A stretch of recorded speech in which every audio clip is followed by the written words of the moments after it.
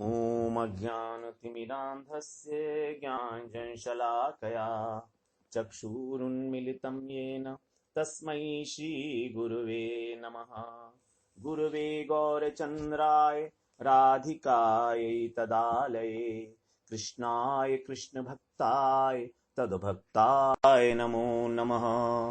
नमो विष्णुपादाय गुरुप्रेष्ठाय भूतले श्री श्रीमद्भक्तिवेदान्त माधव इति नामिने साक्षात् गुरु सेवा मूर्तये शब्द ब्रह्मणि प्रतिष्ठितः पतितपावन चरित्राय नारायणाय प्रियो नमः। श्री कृष्ण रूपाय सुमंगलाय श्री गुरु कृपा विभूषिताय भावोल्लास भाव प्रदानाय नमामि तस्मै गुरुमाधवाय।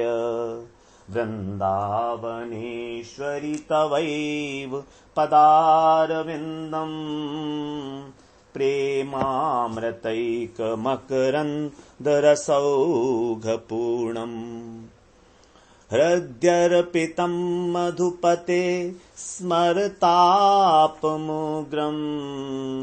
निर्वापयत् परं शीतलमाश्रयामि। तवैवास्मि न जीवामि त्वया विना इति विज्ञाय देवि त्वं नय मां चरणान्तिके। श्री कृष्ण चैतन्य प्रभो नित्यानंद श्री अद्वैत गदाधर शिव सदी गौर भक्त वृंद। हरे कृष्ण कृष्ण कृष्ण हरे हरे, हरे राम राम राम हरे हरे। हरे कृष्णा। सर्वप्रथम मैं अपने गुरुपाद पद्म ओम विष्णुपाद अष्टोत्तर शत श्री श्रीमद् भक्तिवेदांत माधव गोस्वामी महाराज के चरण कमलों में अनंत कोटि दंडवत प्रणाम ज्ञापन करता हूं। हम लोग श्री बिलमंगल ठाकुर मुखोद्गीर्ण उनके मुख से निसृत जो श्री कृष्ण कर्णामृतम ग्रंथ है उसका हम लोग श्रवण कर रहे हैं। उसमें हमारा जो 13वां श्लोक है वो चल रहा है। उसमें भगवान के नयनारविंद की शोभा का वर्णन है।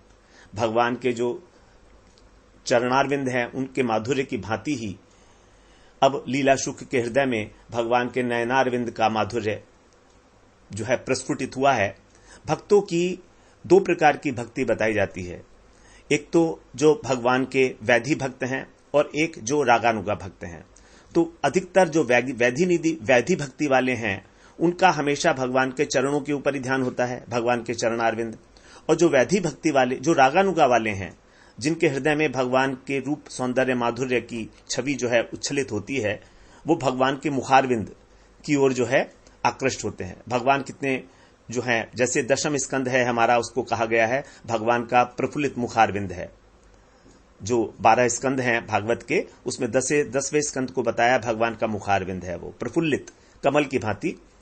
इस प्रकार से जो रागानुगा भक्त हैं अब यहां पर जो साधक रूप में बिलमंगल ठाकुर जो है वो रागानुगा भक्ति का ही प्रतिपादन करते हैं। तो 13वें श्लोक में कह रहे हैं नयनारविंद की शोभा को वर्णन करते हुए प्रणय परिणताभ्याम श्रीभरालंबनाभ्याम प्रतिपद ललिताभ्याम प्रत्यहं नूतनाभ्याम प्रतिमूरधिकाभ्याम प्रस्फुटलोचनाभ्याम प्रवहतु हृदये नः प्राणनाथ किशोर। मेरे जो प्राणनाथ हैं जो मेरे प्राणों के स्वामी हैं जिनके बिना मैं प्राण को धारण भी नहीं कर सकता ऐसे वो जो किशोर मूर्ति हैं दिव्य किशोर मूर्ति जो वृंदावन में विराजमान है दिव्य तेज पुंज वो मेरे हृदय के अंदर स्फुरित हो। प्रवहतु विशेष रूप से प्रभाव उसका हमारे हृदय में निरंतर स्फुरित होता रहे। प्रव माने प्र यहां पर उपसर्ग लगाया गया है निरंतरता के अर्थ में कि निरंतर वो प्रवाह के रूप में वो किशोर मूर्ति मेरे हृदय के अंदर स्फुरित होती रहे। नौ माने हम लोगों के बहुवचन है यहां पर तो केवल अपने लिए ही नहीं क्योंकि यहां पर सखी भावापन्न है बिलमंगल ठाकुर तो उनके यूथ की जितनी भी सखियां हैं सबके हृदय में युगल किशोर की मूर्ति जो है प्रभावित होती रहे, इस प्रकार की उनकी इच्छा है। और भगवान के जो नेत्र हैं वो कैसे बने हुए हैं वो बता रहे हैं, प्रेम परिणताभ्याम, अर्थात जो राधा रानी के प्रति जो कृष्ण का प्रेम है उस प्रेम की ही परिणति है ये नेत्र, अर्थात प्रेम तत्व से मिलकर ही बने हैं, प्रेम तत्व से निर्मित हैं, उसकी परिणति है। अर्थात इसका उपादान कारण क्या है? नेत्रों का प्रेम। नेत्र ही क्या, भगवान का अंग अंग जो है प्रेम से ही बना हुआ है, भगवान का अंग प्रत्यंग सब प्रेम का ही उपादान है।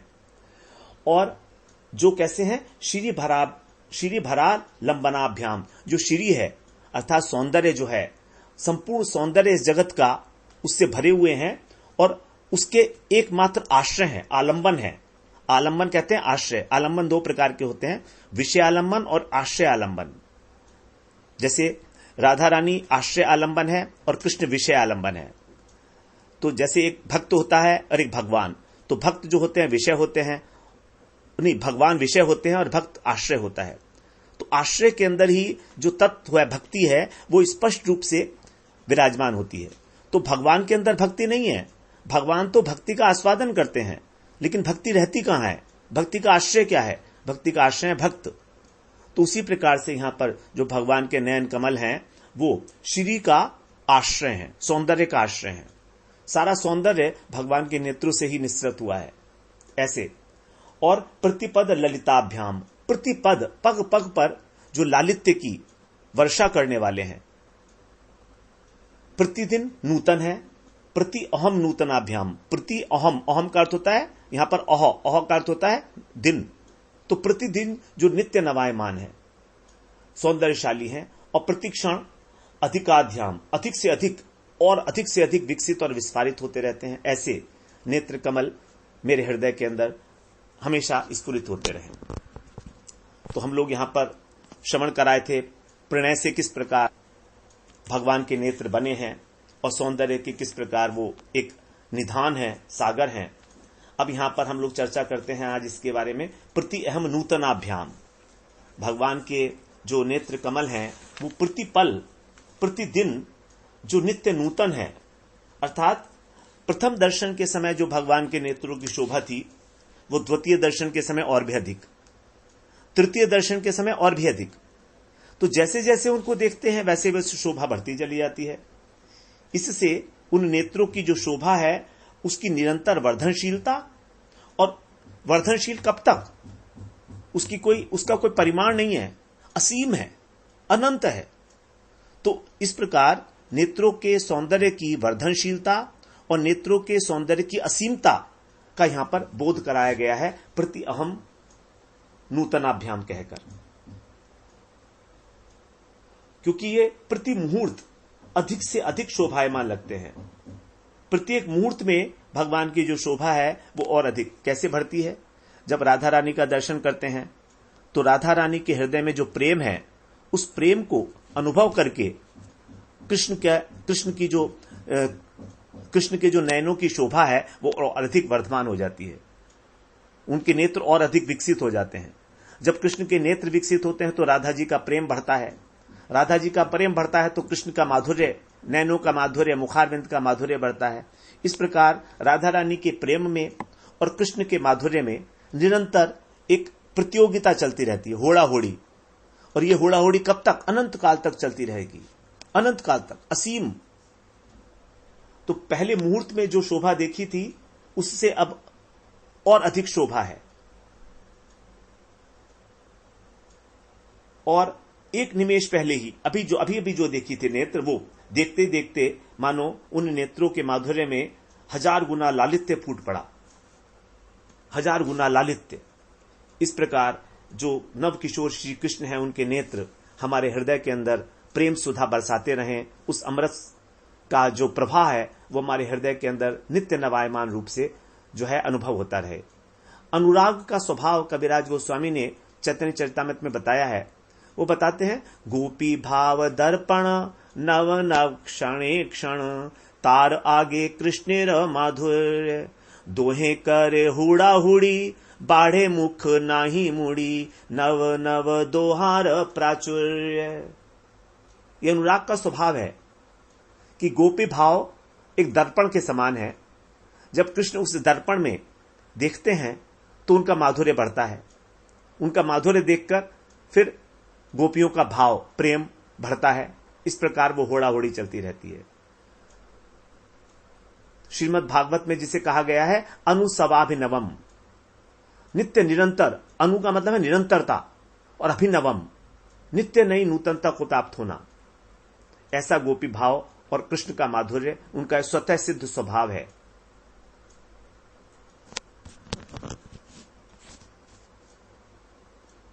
किसी भी वस्तु के नवीन लगने के दो कारण बताए जाते हैं।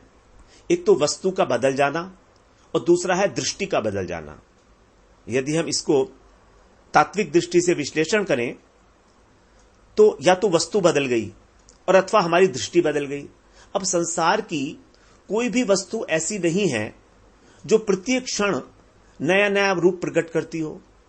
संसार में ऐसी कोई वस्तु नहीं है, क्योंकि वस्तु जो है वो काल के अधीन है, वही की वही रहती है अथवा पुरानी पड़ जाती है। यदि हमने आज किसी वस्तु को देखा और हमने उसको 2 दिन बाद देखा तो वो बढ़ेगी नहीं उसकी शोभा, उसकी और कम ही हो जाएगी शोभा, क्योंकि वो काल के अधीन है, परतंत्र है। लेकिन वृंदावन की जो वस्तु है, ये जो तेज पुंज है, ये जो अभूतपूर्व, अवर्णनीय, अनिर्वचनीय नवीन ज्योति पुंज है, ये पल पल में नवीन दिखाई देता है। कारण क्या है? क्योंकि वृंदावन धाम चिन्मय धाम है। धाम काल की सीमाओं में आबद्ध नहीं है, सर्वतंत्र स्वतंत्र है भगवान। जैसे भगवान सर्वतंत्र स्वतंत्र हैं, इसी प्रकार से वृंदावन की प्रत्येक वस्तु भी चिन्मय है। काल को काल, ईश ईशन को ब्रह्म अधिक अधिकाई। नंददास को जीवन गिरिधर, गोकुल ग्राम को कुंवर कन्हाई। ये जो कुंवर कन्हाई है, ये तो काल के भी काल हैं, ईश्वर के भी ईश्वर, ब्रह्म के भी ब्रह्म हैं। वही जो है नंददास के जीवन आधार हैं, ऐसे गिरधारी। तो ये तो हो गया हमारा वस्तु का बदल जाना। दूसरा कारण वस्तु का आनंद स्वरूप, क्योंकि आनंद का एक स्वभाव होता है। आनंद का एक स्वभाव है उच्छलन, उल्लास। रोम रोम में जब फड़कन होने लगती है, छलकन होने लगती है। जैसे यौवन का जब आनंद उल्लास होता है, जिस समय यौवन चढ़ा होता है, एक किसी के ऊपर भी, किसी भी मनुष्य के ऊपर यौवन काल होता है, तो उस समय जो मलमूत्र का पुतला है, ये प्राकृत शरीर, ये भी सुंदर लगने लगता है। क्योंकि प्रत्येक मनुष्य अपने युवावस्था में सबसे सुंदर लगता है यौवन में। ये तो प्राकृत है, हाड़ मास का पुतला है, तो फिर जो परमानंद सागर की साक्षात मूर्ति है, किशोर मूर्ति, वे नित्य नवायमान आनंद की झकोरों से नित्य नवायमान ना प्रतीत हों, इसका कोई कारण नहीं है। वहां पर तो भावों की भी हिलोरे, भाव भी जो है हिलोर ले रहा है भगवान के मुखचंद्र पर, और आनंद भी हिलोरे ले रहा है। आनंद की हिलोरे और भाव की हिलोरे प्रतिपल। जैसे जैसे कृष्ण राधा जी का दर्शन करते हैं गोपियों का, उनके हृदय के अंदर नए नए भाव उत्पन्न होते हैं, और वो सब भाव जो है उनके मुख कमल में, उनके नयनार विंद में परिलक्षित होते हैं। तो भगवान भक्तों को मुग्ध कर देने वाले जो भगवान का सौंदर्य है, उनकी जो त्रिभंग ललित मोहिनी मूर्ति है, वो भक्तों के हृदय को हमेशा उद्वेलित करती रहती है। दृग जल जात, दृग दृग जल जात, रसीले हंसी हंसी, ललचत नहीं मन काके। उधर चटपटी लगावत छिन छिन, वैन मैन मैं ताके। बरबस प्राण हरत निरखौरी, मुख विलास मधु छाके। सहचरी शरण दौड़ी को रोको, डारत फंद प्रभा के। जो सहचरी शरण जो लिख रहे हैं, वो कह रहे हैं कि ये जो कृष्ण का सौंदर्य है, ये अपनी आभा का फंदा डाल रहा है, जाल डाल रहा है, उसको कोई रोको। हमारे प्राण बार बार उसको निरखने के लिए आतुर हो रहे हैं। हृदय के अंदर एक चटपटी सी लगी हुई है। कटिकिंकिनी सिर मोर मुकुटवर उर्वन माल परी है। करि मुस्कान चका चौंधी चितवनी रंग भरी है। सहचरी शरण सुविश्व विमोहिनी मुरली अधर धरी है। ललित त्रिभंगी सजल मेघ तनु मूर्ति मंजू खड़ी है। यह अत्यंत मंजुल मूर्ति हमारे सामने खड़ी है। ललित त्रिभंग के रूप में, सजल मेघ, नवीन मेघों के समान जिनका श्याम कलेवर है, वन में गले में वनमाला है, कटी में किंकिणी, सर के ऊपर मोरपिच्छ विराजमान है और मुस्कुरा रहे हैं ऐसे। उनकी चितवन रंग भरी है और मुरली अधरों पर धरी है। ऐसी विश्व विमोहिनी जो भगवान की त्रिभंग मूर्ति है वो हमारे सामने खड़ी है। इसलिए इसका जो आभा है वो हमारे ऊपर जो जाल डाल रही है उसको रोको। तो ये तो हो गई हमारी वस्तुगत नवीनता, अर्थात कृष्ण नित्य नवायमान है, जबकि इस जगत की कोई भी वस्तु नित्य नवायमान नहीं हो सकती, क्योंकि उसके ऊपर समय सापेक्ष है। समय के साथ साथ उसकी सुंदरता नष्ट होती चली जाती है। दूसरी नवीनता है दृष्टि की नवीनता। यह भी बड़ी डिफरेंट बात है। तो वस्तु में कोई रूप और गुण नहीं है, तो भी केवल भाव के कारण वो वस्तु नवीन लग रही है। ऐसा होता है। यदि हम कहें कि रूप की क्या परिभाषा होगी, तो रूप की साधारण परिभाषा तो यही है कि जब अंगों का बहुत अधिक सुगठन होता है, प्रत्येक अंग जहां पर जिस प्रकार से होना चाहिए अपने सुंदरतम रूप में विराजमान है, बिना आभूषण के भी जो ऐसा लगता है कि आभूषित हो रहा है श्री अंग, उसको हम कहते हैं रूप।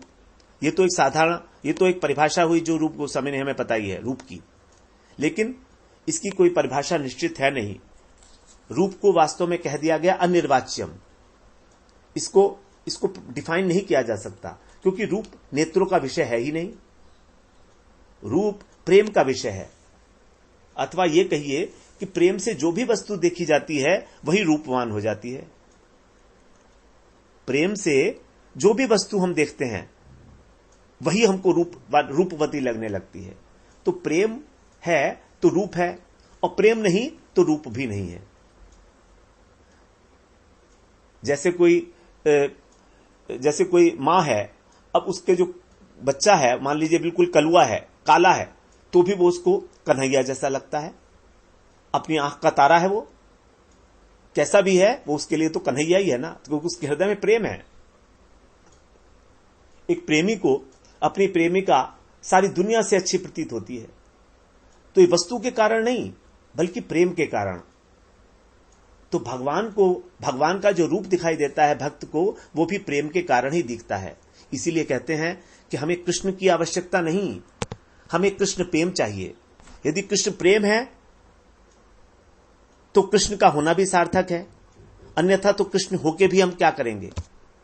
तो भक्त जो है हमेशा प्रेमांजन छुरित भक्ति विलोचने न संतः सदैव हृदयेषु विलोकयन्ति। ब्रह्म संहिता में कहा कि जो प्रेम के अंजन से छुरित नेत्र हैं भक्तों के, संतों के, अच्छी प्रकार से भक्ति के द्वारा, भक्ति रूपी अंजन से जो लगाया हुआ अंजन है भक्ति का, जब उसके द्वारा वो देखते हैं अपने हृदय में, तो कृष्ण को हमेशा देखते हैं, वो विशेष रूप से देखते हैं, विलोकयन्ति। तो प्रेम के बिना भगवान के जो सरस रूप है, भगवान का जो सौंदर्य है, उसके दर्शन होना असंभव है। यदि हम केवल भगवान की महिमा को जान लें, भगवान को तत्वतः जान लें, तो उस भगवान की महिमा के, ऐश्वर्य के, महिमा के दर्शन होंगे, तत्व के दर्शन होंगे। जैसे योगी और ज्ञानी हैं, उनको भी तो ब्रह्म का ज्ञान है, ब्रह्म की महिमा का ज्ञान है। अथवा जो कंस था, शिशुपाल था, कालयवन था, इनको भी भगवान का दर्शन हुआ, लेकिन क्या इनको कभी किसी प्रकार भगवान के सौंदर्य का बोध हुआ? बिल्कुल नहीं। कंस रणभूमि में भगवान को एक अपनी मृत्यु के रूप में देख रहा है। भागवत में बोला है, जब भगवान ने बलराम जी के साथ प्रवेश किया था रंगशाला में, कंस की मथुरा में, तब सबने उनको अपने अपने भाव के अनुसार देखा था। मल्ला नाम शनि नृणाम नरवर स्त्रीणाम स्मरो मूर्तिमान गोपानां स्वजनो सतां क्षितिभुजां शास्ता स्वपित्रो शिशु मृत्युर्भोजपते विराड विदुषां तत्त्वं परं योगिनां वृषिणीनां परदेवता इति विदितो रंगः गतः साग्रजः। रंगशाला में जब अपने अग्रज बलराम जी के साथ भगवान ने प्रवेश किया तो जो वहां पर चाणूर मुष्टिक आदि मल्ल थे उन्होंने भगवान के शरीर को कैसे देखा? अशनी। अशनी का मतलब लोहा, जैसे लोहे के हों भगवान के अंग प्रत्यंग बने हुए। जो वहां पर साधारण मनुष्य थे उन्होंने नरश्रेष्ठ के रूप में भगवान का दर्शन किया। अद्भुत, यहां पर अद्भुत रस जो है, यहां 12 रसों का जो है निवेश दिखाया गया है इस श्लोक में। उसके बाद स्त्री नाम, जो स्त्रियां थी उन्होंने मूर्तिमान कामदेव के रूप में भगवान का दर्शन किया। गोपा नाम, और जो उनके सखा गोप थे जो समवयस्क थे उनको उन्होंने अपने स्वजन की भांति, तो यहां पर जो है सख्य रस और हास्य रस यहां पर प्रकट हुआ है। उसके बाद असताम, जो दुष्ट राजा थे कंस के, जिनको कंस ने बुलाया था अपनी रंगशाला में, वो उन्होंने देखा कि ये जो हैं अपनी शासन करने वाले हैं, हम लोगों का अनुशासन करेंगे ये। और जो पितृ माता पिता के समान थे उन्होंने एक शिशु की भांति देखा, चूंकि वहां वसुदेव जी भी थे, नंद भी थे, तो उन्होंने जो है शिशु के भांति देखा कृष्ण को। मृत्युर भोजपते, और जो भोजपते कृष्ण है वो कंस है, उसने साक्षात मृत्यु के रूप में, तो यहां पर भयानक रस आया है। और विराट अविदुषाम, और विराट रूप देखा, जो अविदुषा थे उन लोगों ने विराट भगवान का जो विराट रूप है, विभत्स रूप उन्होंने देखा। तत्वम परम योगी नाम, और जो योगी थे उनको उन्होंने परतत्व के रूप में देखा। वृष्णि नाम पर देवता, और जो वृष्णि थे, वृष्णिवंशी, उन्होंने अपने इष्ट देवता के रूप में उनको दर्शन किया। इस प्रकार से भगवान के जो 12 रस हैं वो 12 प्रकार के रसों का यहां पर आस्वादन किया गया। जो 2 रस यहां पर देखने वाले 10 लोग हैं, लेकिन 12 रस आए हैं क्योंकि जो उनके सखा हैं वहां पर 2 प्रकार के रस हैं, सख्य रस और हास्य रस। और जो माता पिता हैं उन्होंने 2 प्रकार के रस हैं, वात्सल्य और करुण। और बाकी जो रस हैं वो सारे 5 मुख्य रस और 7 गौण रस, वो इन 12 रसों का यहां पर जो है समावेश किया गया है इस एक श्लोक के अंदर। यहां तक कि जो उद्धव जी थे, जो भगवान के नित्य सखा हैं, वृषिण नाम, वृष्णियों के जो सबसे मुख्य मंत्री थे, भगवान के दैत्य सखा, साक्षात देवगुरु बृहस्पति जी के शिष्य उद्धव जी, वो अहर्निश भगवान की सेवा में तत्पर रहते थे, लेकिन वे भी कृष्ण के वास्तविक स्वरूप को नहीं जान पाए, अपरिचित थे वो। इसीलिए भगवान ने उनको ब्रज में भेजा, गोपियों को आश्वासन देने के लिए, नंद बाबा यशोदा को आश्वासन देने के लिए कि उनको जाकर समझाओ वो मेरे विरह में इतने व्याकुल ना हो। उनको ब्रह्म ज्ञान का पूरा बोध था, ब्रह्म ज्ञानी थे वो। तो उसकी गरिमा में जब वो ब्रज में आए तो उन्होंने जब गोपियों की अवस्था देखी तो उन्हें लगा कि ये इनका इस प्रकार से कृष्ण के प्रति प्रेम केवल एक प्रलाप है, इनकी अबोधता है, इनको क्योंकि भगवान का भगवत ज्ञान नहीं है इसलिए नासमझ हैं। तो गोपियों को समझाना चाहते हैं उद्धव जी, देखो कृष्ण जो है वो तो ब्रह्म है, उनका ना तो कोई रंग है, ना रूप है, ना चिन्ह है, वो तो साक्षात पर ब्रह्म है, सबके हृदय में विराजमान है। आप आंखें बंद करके और भगवान का ध्यान करो इस प्रकार से, तो वो तो तुम्हारे पास ही है, कहीं दूर गए थोड़ी ना है तुमसे। उद्धव जब उनको इस प्रकार से समझाने का प्रयास करते हैं, आश्वासन देते हैं, तो गोपियां मन ही मन मुस्कुराती हैं और गोपियां कहती हैं, उद्धव तुमसे क्या कहें हम, हमारा तो जीवन ही श्याम है। श्याम तन श्याम मन श्याम ही हमारो धन, आठों याम उधो हमें श्याम ही सो काम है। श्याम ही ये श्याम जिए श्याम बिनु नाहि प्रिय, आंधे की सी लाकड़ी आधार श्याम नाम है। श्याम गति श्याम मति श्याम ही है प्राण प्रति, श्याम सुख धाम को भलाई आठो याम है। ऊधो तुम भय बोरे पाती लेके आए दौड़े, योग कहाँ राखें यहाँ, रोम रोम श्याम है। योग कहाँ राखें यहाँ, रोम रोम श्याम है। गोपियां ललकारती हैं उद्धव जी को, तुम क्या कह रहे हो उद्धव, क्या देख रहे हो तुम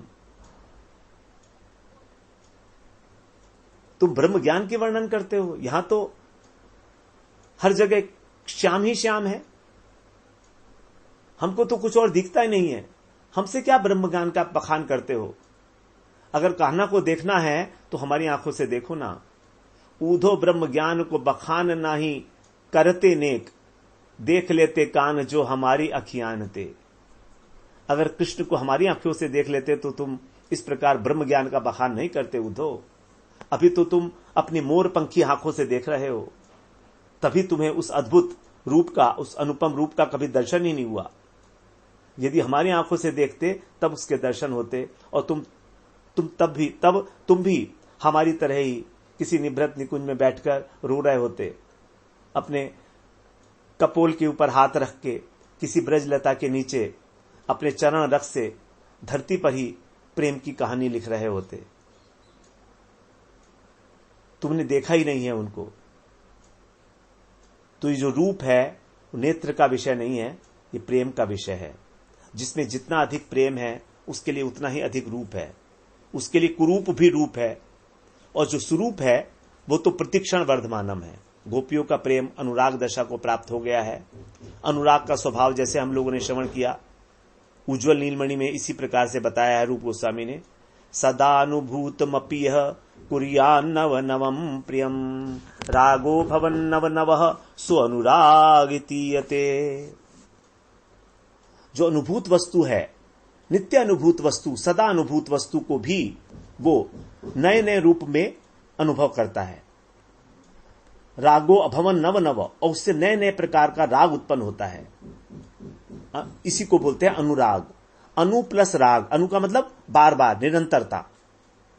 तो एक और गोपियों का ऐसा अनुराग है कि जो अनुभूत वस्तु है उसको नित्य नए रूप में प्रकाशित होती है। और कृष्ण का यह सहज स्वभाव भी है कि वो क्षण क्षण नई नई छवि को प्रकट करता है। तो यहां पर दो प्रकार से अनुराग संपादित हो रहा है। एक तो दृष्टि के अंदर भी गोपियों की दृष्टि अनुरागमयी है, अर्थात उनको सदा से अनुभूत की हुई वस्तु भी नित्य नयमान दिखती है। और दूसरा जो वस्तुगत नवीनता है वो भी कृष्ण के अंदर स्वतः सिद्ध है। तो यहां पर वस्तुगत और दृष्टिगत ये दोनों प्रकार की नवीनताएं होने के कारण लीला शुक्ल ने यहां पर दो बार कहा है ये बात कि प्रतिक्षण वर्धमानम, प्रतिपद ललिताभ्याम, प्रति अहम नूतनाभ्याम, प्रति मुहुर अधिकाध्याभ्याम। तो प्रति अहम नूतनाभ्याम अर्थात प्रतिक्षण वो नूतन प्रतीत हो रही है। ये तो हो गई दृष्टिगत नवीनता, क्योंकि गोपियों की दृष्टि अनुरागमयी है। और प्रति मुहु अधिकाभ्याम, और प्रति मुहु माने प्रत्येक क्षण बार बार ये अपने अपने अतिशय माधुर्य को प्रकट कर रही है। ये हो गई वस्तुगत नवीनता। तो दो प्रकार की नवीनता, जबकि इस जगत के अंदर केवल वस्तुगत नवीनता तो कभी होती ही नहीं है, लेकिन जो भावगत नवीनता है वो कभी कभी कुछ समय तक हम लोगों को अनुभव में आती है। जैसे एक माता को अपना जो काला पुत्र है वो भी नया नया लगता है, उसी प्रकार से। तो यहां पर लेकिन दो प्रकार की नवीनता है, वस्तुगत और दृष्टिगत। तो दोनों प्रकार की नवीनता होने के कारण भगवान के जो नेत्र हैं वो अत्यंत प्रफुल्ल हो जाते हैं। प्रोस्फुर लोचनाभ्याम, भगवान के जो नेत्र हैं अब वो बहुत अधिक विस्फारित हो गए, विस्तृत हो गए।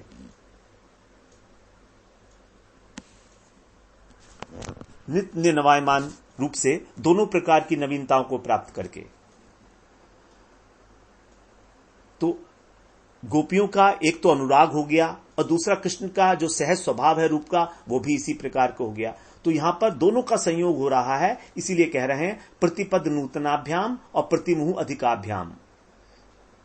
दो प्रकार की अनुभूति यहां पर उनको हुई है, इसीलिए इसमें कोई आश्चर्य नहीं है। ऐसा जो प्रफुल्लित, विशाल, चंचल, नित्य नवीन, मनोहर नेत्र कमल हैं वे ऐसे जो कृष्ण हैं वे हमारे चित्त को प्रगाढ़ रूप से प्लावित करते हुए हमारे हृदय में हमेशा प्रकाशमान रहें। बड़ी उत्कंठापूर्ण विलमंगल ठाकुर इस प्रकार की प्रार्थना कर रहे हैं कि जो राधा विषयक प्रेम की परिणति है, जो मंद हास्य ईक्षण इत्यादि जो शोभा है उसके परम आश्रय हैं। श्री का अर्थ है शोभा। ये शोभा 3 प्रकार से, एक तो मंद हास्य, एक उनका ईक्षण, 2 प्रकार से मंद हास्य और उनका ईक्षण 2 प्रकार से शोभा संपन्न है। उस शोभा संपत्ति के परम आश्रय हैं। ऐसी जो भगवान की विस्तृत नेत्रों की माधुरी है उसमें मग्न होकर जब उनके हृदय के अंदर वो स्फुरित होती है तो मग्न हो गए और उन्होंने उसी भाव को इन शब्दों के माध्यम से प्रार्थना के रूप में यहां पर प्रकाशित करा। तो वो प्राणनाथ किशोर सम्यक रूप से अर्थात प्रत्यक्ष रूप से हमारे हृदय के अंदर विराजमान हो और स्फुरित होते रहें। हमारी ये जो नेत्र भंगिमा है भगवान की अनेक प्रकार की भंगिमाएं हैं। उनकी मुस्कान भंगी, उनकी नेत्र भंगी, उनकी गमन भंगी, उनकी हसन भंगी, सब भंगिमाएं जिसको हम छवि भी बोलते हैं। नंदनंदन ठाकुर, यदुनंदन ठाकुर जो हैं उसका पद्यानुवाद कर रहे हैं। इस पद का कैसे कहते हैं? सखी हे प्राणनाथ किशोर आकार, प्रफुल्ल लोचन द्वय राधा प्रति प्रेममय, प्लाविरहु हृदय अमार। सखी हे प्राणनाथ किशोर आकार, प्रणय प्रवाहमय राधर विषये हय, से प्रवाह रहु हृदय, तो मा सबार चित्ते रहु राधर हृदये बहु, गोविंदेर नेत्र सरस माए। पुनः विचारे मने कैछे सुई दुनयने, प्रति अहनूतन हेनुलय। पूर्व दिन जे देखिलो ताहा हेते ए लखिलो, कभु नाही देखी ते हुलय। कहिते सशंक हेला निरखिया विचारिला, सुललित निमेषे निमेषे। एखनी देखिलो जहा निमिष अंतरे ताहा, अतिशय माधुरी बरीशे। अतिशय अनुरागे सदा नव नव लागे, गोविंदेर प्रति अंग गाणा। कृष्ण कर्णामृत कथा अमृत है ते परामृता, भाग्यवान करे आस्वादाना। पुनः देखे कृष्ण मुख मंदहासी रस कूप, अंतरे आनंद अन्य भावे। से हसी ते राधा राधिकारे, कहे कुंज जाई बारे। देखी हृदय सुख अनुभावे। सखी हे प्राणनाथ किशोर आकार, प्रफुल्ल लोचन द्वय राधा प्रति प्रेममय, प्लाविरहु हृदय अमार। इस प्रकार हम लोग यहाँ पर आज भगवान के नयनारविंद की शोभा का जो है आस्वादन किया। किस प्रकार से उनके लोचन द्वय राधा जी के प्रति परम प्रेममय होकर हमारे हृदय को प्लावित करते रहें। इस प्रकार की उत्कंठा मई प्रार्थना के साथ यहाँ पर बिल्वमंगल ठाकुर जो हैं अपने विचारों को व्यक्त किया है। अब हम अगले सत्र में 14वें श्लोक में प्रवेश करेंगे। वांछा कल्पतरुभ्यश्च कृपा सिंधुभ्यैव च पतितानां पावनेभ्यो वैष्णवेभ्यो नमो नमः।